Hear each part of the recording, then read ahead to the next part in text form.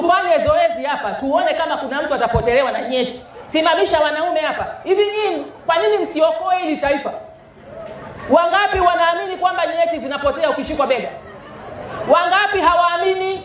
Haya wanaume songa hapa. Mdairi ukato twende chini. Mimi nishachoka hii nchi. Hii nchi bwana, usipofanya mambo kwa vitendo, haya wanaume kushikana mabega, alafu mtoe hapa nani nyeti zimepotea, njoo wanaume njoo. Huu uongo mwingine, huu uongo baadhi tu. Haya wanaume shikaneni mabega. Haya ongoza afande, nani anaongoza?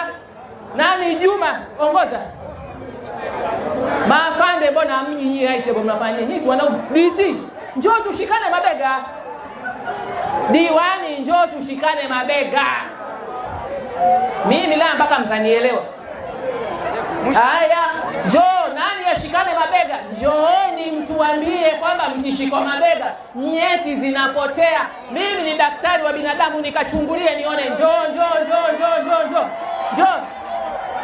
Nyie huko ndio mnayehukumisha uongo.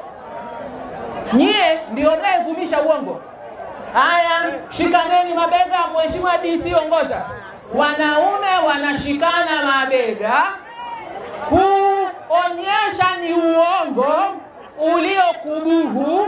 Wanaume walio matapeli, wapenda hela za haraka kwa kuwatumia wajinga ndio waliwao, ndio wanavumisha haya. Mwanaume eti ukishikwa bega eti nyeti zinapotea, ni uongo.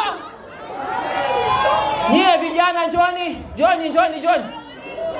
Nyie njoni tuone kama nyeti zinapotea. Hii nchi asipotokea mtu wa kukemea hivi vitu kwa mifano, tutadanganyana sana. Wengine Shakaora wakapelekwa wakafa, kwa Kibetele na wenyewe wakaenda wakafa. Tutasubiri mpaka nani yafe? Uongo, ushirikina ni hadithi za uongo. Mimi ndo wangeniloga wa kwanza ninavyowafuatilia. Utapeli tu. Mungu alishabatilisha mambo mengi, imebaki hadithi tu mu Tanzania. Nimerogwa. Eti nyeti zinapotea, eti ukishikwa bega hawapa. Haya geukeni kule, kila mtu atafakari na nyeti zake.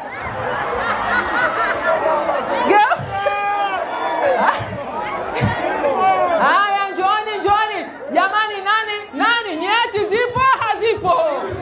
Nyeti zipo hazipo? Wanaume oye!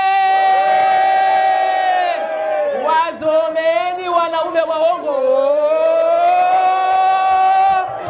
Semeni washindwe. Nyeti zipo. Wanaume oye! Wanawake shangilia. Asanteni wanaume, asanteni.